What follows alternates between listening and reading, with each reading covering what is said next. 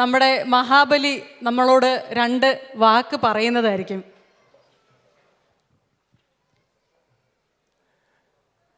Melbourne Malayali അസോസിയേഷൻ്റെ ഓണാഘോഷത്തിനായി എത്തിച്ചേർന്നിരിക്കുന്ന എല്ലാവർക്കും സ്നേഹത്തിൻ്റെയും സാഹോദര്യത്തിൻ്റെയും സൗഹാർദ്ദത്തിൻ്റെയും 1000 ഓണാശംസകൾ.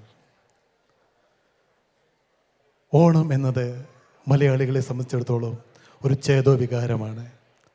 ലോകത്തിൻ്റെ ഏത് ഭാഗത്തായിരുന്നാലും മലയാളികൾ ഒത്തൊരുമിച്ച് ഓണം ആഘോഷിക്കുന്നു. മഹാബലി എന്ന വാക്കിൻ്റെ അർത്ഥം തന്നെ മഹാത്യാഗം ചെയ്ത മനുഷ്യൻ സ്വന്തം പ്രജകളിലെ ക്ഷേമത്തിനും താല്പര്യത്തിനും വേണ്ടി സ്വന്തം സ്ഥാനമാനങ്ങൾ വരെ ബലിയായി അർപ്പിച്ച ഒരു മഹാത്മാവായ വ്യക്തിയായിരുന്നു മഹാബലി. മാവേലി എന്ന വാക്കിൻ്റെ അർത്ഥം തന്നെ വേലി അരുത് എന്നാണ്.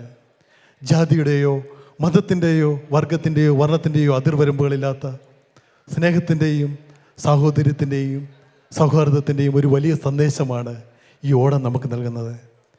ഈ സ്നേഹവും സാഹോദര്യവും സൗഹാർദ്ദവുമെല്ലാം ഊട്ടിയുറപ്പിച്ചുകൊണ്ട് വരും തലമുറകൾക്ക് ആ ഒരു നല്ല സന്ദേശം പകർന്നു തരുവാൻ ഈ ആഘോഷ പരിപാടികൾ കഴിയുമാറാകട്ടെ എന്ന് ഈ സമയം ഞാൻ ആശംസിക്കുകയാണ്. അതോടൊപ്പം തന്നെ നിങ്ങളോടെല്ലാം ഒരു ചോദ്യമുണ്ട്. നിങ്ങളെല്ലാവരും മാവേലിയെ കണ്ടോ? എന്താ ഞാനങ്ങനെ ചോദിക്കാൻ കാര്യം, നമ്മുടെ എല്ലാം മലയാളികൾക്ക് ഒത്തിരി പ്രിയങ്കരിയായ നമ്മുടെ നവ്യ നായർ ഇവിടെ എത്തിയിട്ടുണ്ട്. നവ്യ നായർ പറയുമായിരിക്കും, ഞാൻ മാത്രമേ കണ്ടുള്ളൂ, ഞാൻ മാത്രമേ മാവേലിയെ കണ്ടിട്ടുള്ളൂ. അതുകൊണ്ട് അങ്ങനെ ഒരു ഡയലോഗ് പറയുന്നതിന് മുമ്പ് തന്നെ നിങ്ങളെല്ലാവരും മാവേലിയെ കണ്ടല്ലോ അല്ലേ?